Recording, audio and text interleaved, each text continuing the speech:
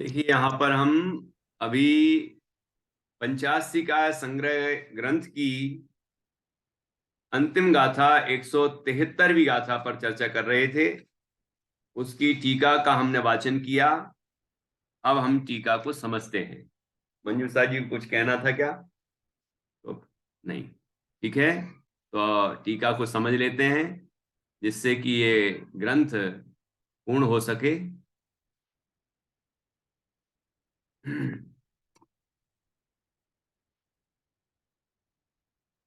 और ये अंतिम श्लोक भी पढ़ेंगे। श्लोक का अर्थ इसके बाद पढ़ेंगे। जो ग्रंथ का अंतिम श्लोक है, मतलब टीका का अंतिम श्लोक है। हाँ, ये 173वीं गाथा प्राकृत गाथा, जिसका अर्थ हमने समझा, फिर अन्वयार्थ किया और उसके बाद टीका टीका का वाचन किया। देखिए समझते हैं क्या कहा है इस ग्रंथ की टीका में, इस गाथा की टीका में। ये जो जितने शब्द हैं उन शब्दों का बहुत सुंदर विश्लेषण किया। मार्ग अर्थात यहाँ पर जो मार्ग प्रभावनार्थ हम लिखा था ना, मार्ग की प्रभाव के लिए, मार्ग की प्रभावना के लिए। मार्ग अर्थात परम वैराग की ओर ढलती हुई पारमेश्वरी परम आज्ञा, वो मार्ग है। मार्ग अर्थात जिन मार्ग, जिन मार्ग अर्थात जिनेन्द्र भगवान द्वारा प्रतिपादित मार्ग, ठीक है। जिसको लिखा है यहाँ पर परम वैराग की ओर ढलती हुई, परम वैराग की ओर ढलती हुई। परम वैराग तो 12वें गुण स्थान में प्रकट होगा, पूर्ण वीतरागता, जिसके फल में सर्वज्ञता प्रकट होगी, है ना। अरहंत अवस्था प्रकट होगी, फिर सिद्ध अवस्था प्रकट होगी। तो उस ओर ढलती हुई चौथे गुण स्थान से ही वो दशा प्रकट हो जाती है, और उस तरफ फिर परम वैराग की ओर ढलती हुई चौथे से 12वें गुण स्थान तक वह साधक दशा है, ठीक है। बढ़ती हुई वीतरागता है, आगे आगे आगे आगे। तो और यहाँ तो विशिष्ट रूप से मुनराज की चर्चा है, 6वें 7वें गुण स्थान बढ़ती मुनराज, ठीक है ना। तो उनकी तो और अधिक वीतरागता बढ़ रही है। 7वें गुण स्थान से लेकर तो जो स्वरूपाचरण चारित्र होता है, शुद्धोपयोग की विशेषता होती है, तो वीतरागता बढ़ती जाती है, बढ़ती जाती है, बढ़ती जाती है, और 10वें गुण स्थान के अंतिम समय में पूर्ण राग का अभाव हो जाता है। और फिर क्षीण कसाय गुण स्थान, क्षीण मोह गुण स्थान प्रकट होता है, जहां मोह क्षय हो जाता है, 12वां गुण स्थान, ठीक है। उसके बाद 13वें गुण स्थान में अरहंत अवस्था प्रकट होती है, जो वीतरागी हैं और सर्वज्ञ हैं, अनंत चतुष्टय से संपन्न है प्रभु, है ना। तो ऐसी दशा प्रकट होती है, तो उसी की ओर ढलती हुई फिर सिद्ध अवस्था प्रकट होती है। तो उस परम वैराग की ओर ढलती हुई पारमेश्वरी परम आज्ञा, परमेश्वर जिनेन्द्र परमात्मा की, तीर्थंकर भगवान की जो परम आज्ञा है कि किस तरह से हम मोक्ष मार्ग को प्राप्त करें, किस तरह हम अपनी आत्मा की श्रद्धा ज्ञान और उसमें लीनता करें, किस तरह हम संसार सागर का अभाव करके और मोक्ष को प्राप्त करें। ये जो भगवान जिनेन्द्र का बताया हुआ मार्ग है, उपाय है, वही यहां पर मार्ग नाम से कहा गया है। मार्ग अर्थात परम वैराग की ओर ढलती हुई पारमेश्वरी परम आज्ञा, अर्थात परम वैराग करने की परमेश्वर की परम आज्ञा है, वो आज्ञा ही मार्ग है, ठीक। उसकी प्रभावना अर्थात प्रख्यापन, उस मार्ग की प्रभावना अर्थात प्रख्यापन, भगवान जिनेन्द्र ने जो आज्ञा दी है परम वैराग को प्राप्त करने की, प्रकट करने की, पूर्ण वितराग होने की, उसका प्रख्यापन करना, उसको प्रकट करना, ठीक है। प्रख्यापन द्वारा अर्थात प्रकृष्ट परिणति द्वारा, दोनों प्रकार से अर्थ किया। प्रभावना, अमृतचंदाचार्य ने लिखा है पुरुषार्थ सिद्धि उपाय में, आत्मा प्रभाव नियम, प्रभावनांग के प्रकरण में। तो स्वयं अपने स्वरूप की साधना द्वारा जो अपने अंदर वितरागता की वृद्धि की जाती है, आनंद की वृद्धि की जाती है, वो अपने अंदर प्रभावना हो रही है, मार्ग की प्रभावना हो रही, क्योंकि हम मार्ग में आगे आगे आगे बढ़ते चले जा रहे हैं।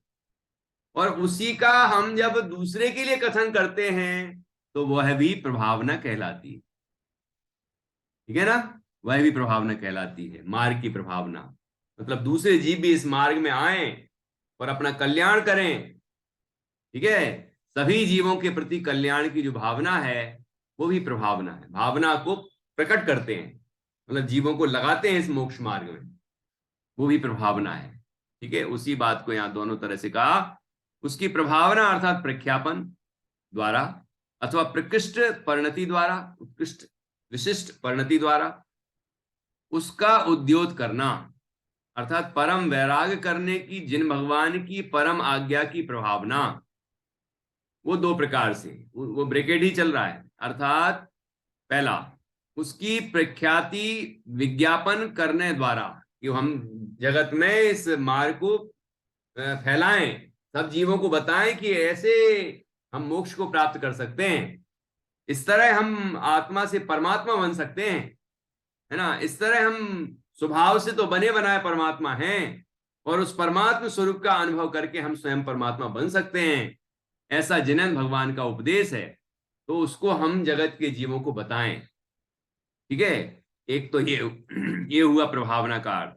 दूसरा, अथवा परम वैराग्यमय प्रकृष्ट परिणति द्वारा उसका सम्यक प्रकार से उद्योत करना, कि हमारी अंदर में परम वैराग्य रूप परिणति हो, वह रत्नत्रय हमारे अंदर प्रकट हो, वृद्धिंगत हो और पूर्णता को प्राप्त हो, और उसका फल भी हमें प्राप्त हो। यह है मार्ग प्रभावना। ठीक है ना, इस मार्ग को हम, मार्ग में हम आगे बढ़ें स्वयं, तो ये दोनों अर्थ किए। उसके हेतु ही, अर्थात मार्ग प्लस प्रभावना, दो शब्द हो गए।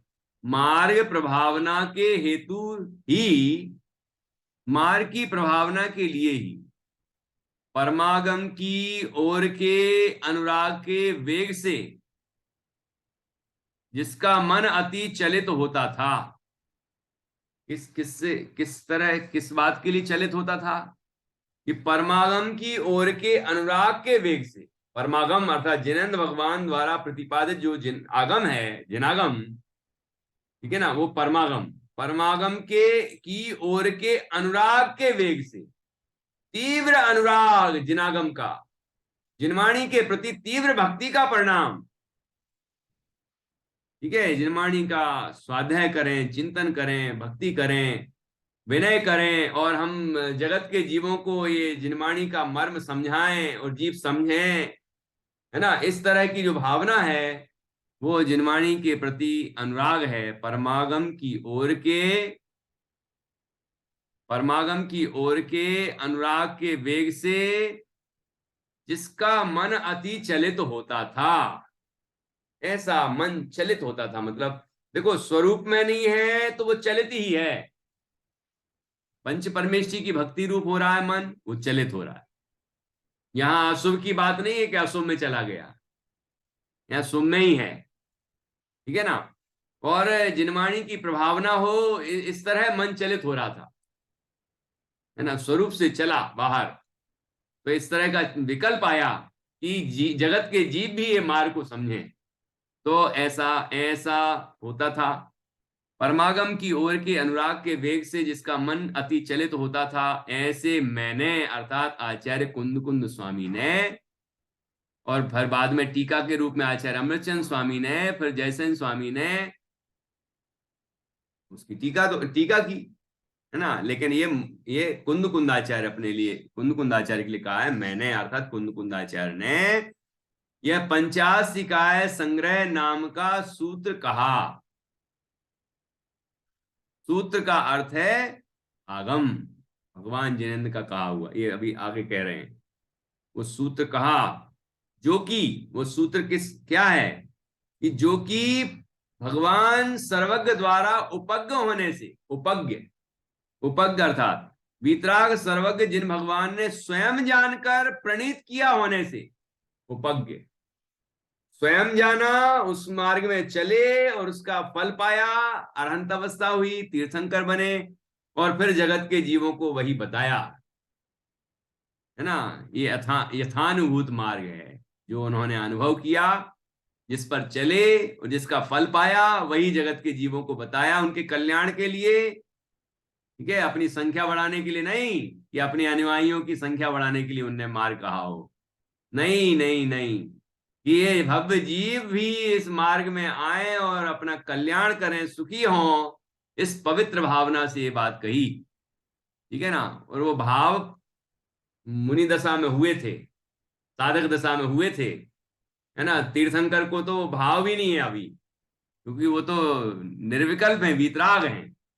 लेकिन पूर्व में जो तीर्थंकर प्रकृति बांधी थी इस मार्ग प्रभावना आदि के शुभ परिणाम से, वह प्रकृति उदय में आई है और उसके कारण से दिव्य ध्वनि खिल रही है।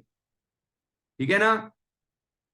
तो भगवान जिनेंद्र ने जो कहा वह सूत्र है, जो कि सूत्र, जो कि भगवान सर्वज्ञ द्वारा उपज्ञ होने से, अर्थात वीतराग सर्वज्ञ जिन भगवान ने स्वयं जानकर प्रणीत किया होने से सूत्र है। जो अष्टपाहुड़ में सूत्र पाहुड़ है ना, सूत्र पाहुड़ में भी सूत्र की यही व्याख्या है। इस सूत्र अर्थात जिनेंद्र भगवान के द्वारा प्रतिपादित वस्तु का स्वरूप, जो जिनवचन है ना, वही सूत्र है। यहां सूत्र का अर्थ जिनागम है। सूत्र का अर्थ अकेला गाथा सूत्र नहीं, तत्वार सूत्र के सूत्र नहीं, वार्तिक सूत्र नहीं, वो तो है ही। जिनेंद्र भगवान की वाणी में वो सभी आ गए, गाथाएं भी आ गई, सूत्र भी आ गए, वार्तिक भी आ गए, पूरे जिनागम के सभी ग्रंथ आ गए। लेकिन यहां पर मूल बड़ा अर्थ है, बड़ा अर्थ है कि भगवान जिनेंद्र की वाणी वह सूत्र है। ठीक है।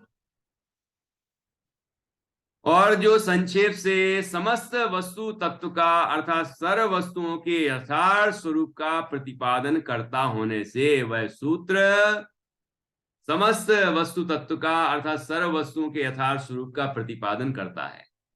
ये बताता है कि मैं कौन हूं, ये शरीर क्या है, कर्म क्या है, ये बाहर के जगत की जो जो वस्तुएं दिख रही ये क्या है, छह द्रव्य, सात तत्व, नौ पदार्थ, मोक्ष मार्ग, ये जो समस्त वस्तु स्वरूप है ये क्या है, विश्व की कैसी रचना है ना, ये सब कर्म सिद्धांत क्या है, सभी चारों अनियोग सब कुछ भगवान जिनेंद्र की वाणी में आया ना। जो संक्षेप से समस्त वस्तु तत्व का सर्व वस्तु के यथार्थ स्वरूप का प्रतिपादन करता होने से अति विस्तृत ऐसे भी प्रवचन के सारभूत है। और इस पंचाशी का संग्रह ग्रंथ में उस समस्त प्रवचन का सार लिया गया है, अध्यात्म का ग्रंथ है। ठीक है, चारों अनियों का सार है वीतरागता, और वहां यहां पर प्रतिपादित की है वह। ठीक है, और उसका मार्ग बताया है और फल भी बताया है। और जो संक्षेप से इस वैसे भी संक्षिप्त रुचि वालों के लिए है पंचाशी का संग्रह ग्रंथ, मध्यम रुचि वालों के लिए प्रवचन सारजी ग्रंथ है, और विस्तृत विस्तार रुचि वालों के लिए समय सार ग्रंथ जी है। ठीक है ना। तो उस दृष्टि से भी ये तत्वार जो पंचाशी का संग्रह ग्रंथ है ये संक्षेप है, प्रवचन का संक्षेप है। ऐसा भी कह सकते हैं प्रवचन सार का संक्षेप है। प्रवचन सार जी ग्रंथ है ना, उसका सार लिए हुए ये ग्रंथ है। ठीक है। और जो संक्षेप से समस्त वस्तु तत्व का अर्थात सर्व वस्तुओं के यथार्थ स्वरूप का प्रतिपादन करता होने से अति विस्तृत ऐसे भी प्रवचन के सारभूत हैं, है द्वादशांग रूप से विस्तीर्ण ऐसे भी जिन प्रवचन के सारभूत हैं। ये सूत्र है ना, इसलिए हैं। तो ये जो जो भगवान की दिव्य ध्वनि समस्त विश्व के स्वरूप का वर्णन करती है, और उसका सार द्वादशांग रूप है, और उसका भी जो सार है वह यहाँ पंचाशी का संग्रह ग्रंथ में है। ठीक है, नहीं तो आगम का विस्तार तो बहुत है। इस प्रकार शास्त्रकार श्रीमद् भगवत कुंद कुंदाचार्य देव प्रारंभ किए हुए कार्य के अंत को पाकर अत्यंत कृतकृत होकर, देखो हमने जो कार्य प्रारंभ किया यदि वह निर्विघ्न समाप्त हो जाता है तो कितनी खुशी होती है। पर ऐसा जो पारमार्थिक कार्य है और वह प्रारंभ किया गया कि सभी भव्य जीव अपना कल्याण करें, इस उद्देश्य से उन्होंने ये ग्रंथ की रचना शुरू की, और अब जो वो पूरी हो गई है तो कितनी खुशी होती है। तो वही यहाँ पर बताया है कि इस प्रकार शास्त्रकार प्रारंभ किए हुए कार्य के अंत को पाकर अत्यंत कृतकृत होकर कि अब सब काम हो गया, पूरा हो गया है काम, है ना, परम नैष्कर्म रूप शुद्ध स्वरूप में विश्रांत हुए। और ये कार्य जो विकल्प हो रहा था ये शुभ विकल्प था, छठवें गुण स्थान में होता है। और इस जब पूर्ण हो गया तो विकल्प समाप्त हो गए और अपने स्वरूप में समा गए। यहां विश्रांति मिली। हम लोगों को कैसे विश्रांति मिलती है? दिन भर के काम करके हम सोचते हैं हमारे काम सफल हो गए, अब आराम से सो, ऐसे विश्राम करते हैं, हम बैठ जाते हैं, आराम करने लग जाते हैं। लेकिन आचार्य किस तरह से आराम करते हैं कि ये ग्रंथ की पूर्णता होकर हो गई तो वो इस कार्य से निर्भर हो गए, कृतकृत हो गए। और ये विकल्प जो उठ रहा था बार बार की ग्रंथ को लिखना है, पूर्ण करना है, वह कार्य होते ही वह निर्विकल्प होकर अपने स्वरूप में समा गए और विश्राम प्राप्त हो गया। गजब लिखा है। परम निष्कर्म रूप शुद्ध स्वरूप में विश्रांत हुए, परम निष्कर्म पने रूप शुद्ध स्वरूप में स्थिर हुए, ऐसे श्रद्धे जाते हैं, अर्थात ऐसी हम श्रद्धा करते हैं। आचार्य अमृतचंद स्वामी कहते हैं कि कुंद कुंदाचार्य ने ऐसा ही किया होगा, है ना, ऐसी हम श्रद्धा करते हैं। इस प्रकार श्रीमद् भगवत कुंद कुंदाचार्य देव प्रणीत श्री पंचास्तिकाय संग्रह शास्त्र की श्रीमद अमृतचंदाचार्य देव विरचित समय व्याख्या नाम की टीका में नव पदार्थ पूर्वक मोक्ष मार्ग प्रपंच वर्णन नाम का द्वितीय श्रुत स्कंद समाप्त हुआ। अब यह टीका शब्दों ने की है, अमृतचंद आचार्य ने नहीं। ऐसे अर्थ का एक अंतिम श्लोक कहकर अमृत चंद्राचार्य देव की टीका की पूर्णाहुति करते हैं। ये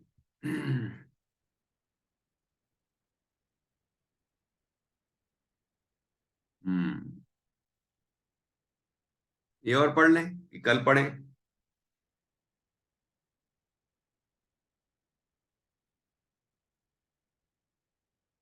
कल पढ़ लें 8वां श्लोक, कल पढ़ें। तो ये अंतिम जो शब्द हैं, ग्रंथ तो पूर्ण हो गया और आचार्य अपने अमृतचंद स्वामी टीका के अंत में जो कहते हैं बहुत सुंदर कथन है, उसकी चर्चा हम कल करेंगे। जिनवाणी सुधी।